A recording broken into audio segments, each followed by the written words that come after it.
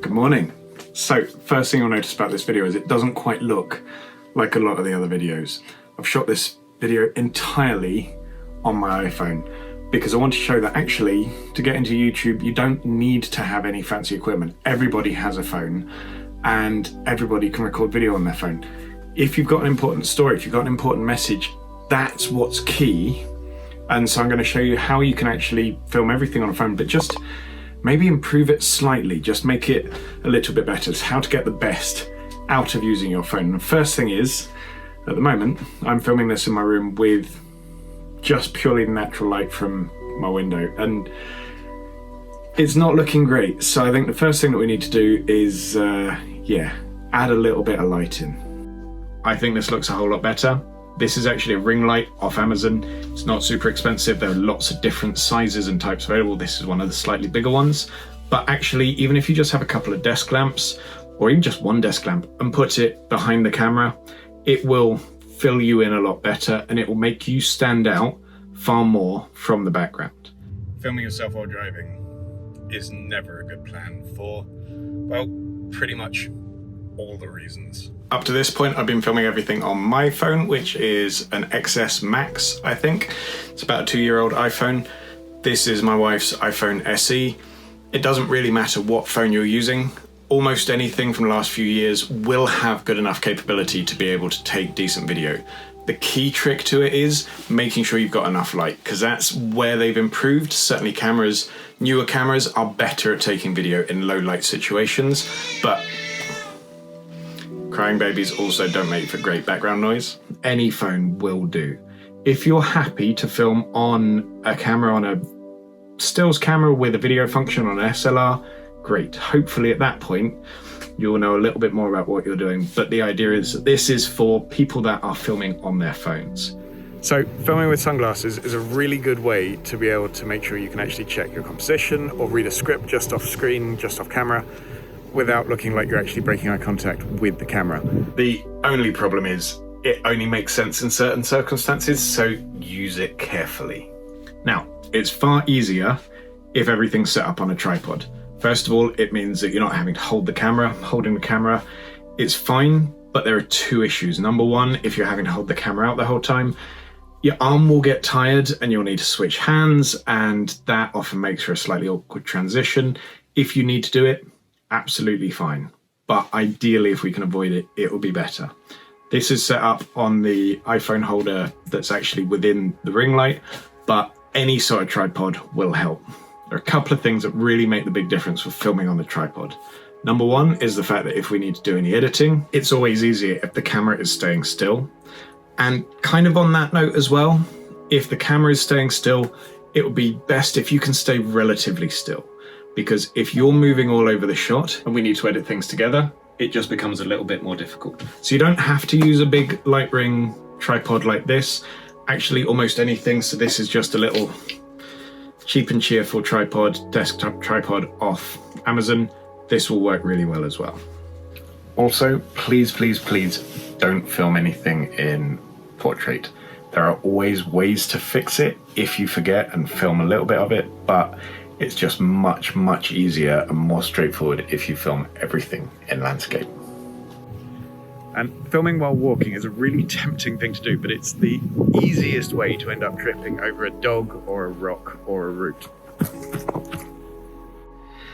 If you are going to use a desk tripod, just think about the angles slightly, because you want a better background than this. And it's also, you kind of want it at eye level. It always looks best if you're not sort of staring up at several chins or the underside of a beard.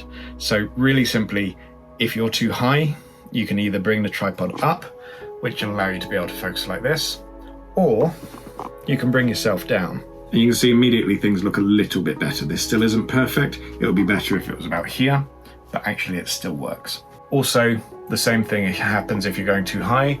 If you've got an angle like that, you just display just how messy your room is, but also it looks like some sort of bad Instagram selfie. So also try to pick somewhere that doesn't necessarily expose too much of your household, because although you want to be in the video, they may not want to be. Then we get onto the subject which camera on your phone to use. Most cameras have a front-facing and a rear-facing camera. The temptation is to try and use the front-facing camera. Generally speaking, it's not a great idea to use that. There is the benefit that if you're using front-facing camera, you can see your composition, you can make sure that everything is absolutely fine, you can make sure that you're looking in the right direction and that the background's all absolutely great. The problem is, the temptation is that you will look at yourself.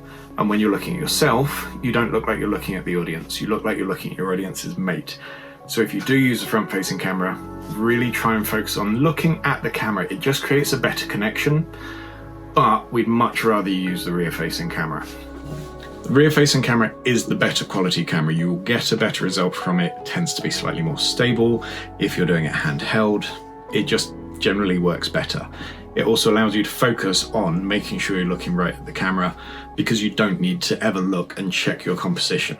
Now, if you have an iPhone and an Apple Watch, you can check your composition without having to do anything difficult by just using the Apple Watch to check your composition. You can see exactly what you're going to be seeing through the camera. If you don't have that, I'm pretty sure the same thing exists for Android phones and other smartwatches and various things, but if you don't have that and you just want to check, the easiest way to do it is sit in front of the camera where you think you want to be, start it recording, talk, say a few words, test, 1, 2, 1, 2, go back and just have a look and just see your composition. As long as you're not moving wildly, generally you'll be in the right position. Filming around other people offers two challenges. Number one is most people are pretty self-conscious about being in front of the camera anyway, and so having to actually talk on camera in front of other people becomes a bit of a challenge. Secondly, the camera's kind of attuned to pick up voice more than almost anything else, and so if you've got a whole lot of people around you talking, you're not going to stand out and it becomes far more difficult to actually get yourself understood in the video. Then we need to talk about background. This is the background that I generally use for my YouTube videos. Normally I'm not filming it on an iPhone, so I can throw it all out of focus so it works nice and easily. It's not distracting. On an iPhone, this background is a little bit distracting, it has to be said. So I'm not sure this would be my typical setup if I was filming on an iPhone. I'd say potentially for an iPhone, this might be a slightly better background. Yeah, it's a bit dull, it's a bit uninteresting, but it just means that there's no distractions in the background. Problem with an iPhone camera, I keep saying iPhone because I'm using one, but any phone, whenever I say iPhone, just substitute any other phone for that. But the problem with any phone camera is it has a huge depth of field, so it won't blur the background in that same way. So actually having a non-distracting background will probably work straightforwardly. This is probably a little bit boring, but this is probably the easiest setup I can find in this room easily. The other option is to film outside, and this is just in my garden. Creates a nice background, it's really lovely. There is the issue that you do if you've got neighbours. You might feel a little bit weird talking to the camera in front of your neighbours, and there are going to be more chance of noises out here that might be distracting, but hopefully at 5:30 on a Saturday evening there shouldn't be too much excess noise. It's also, you're not going to be able to bring extra lights out here quite so easily, but the good news is natural light looks really great.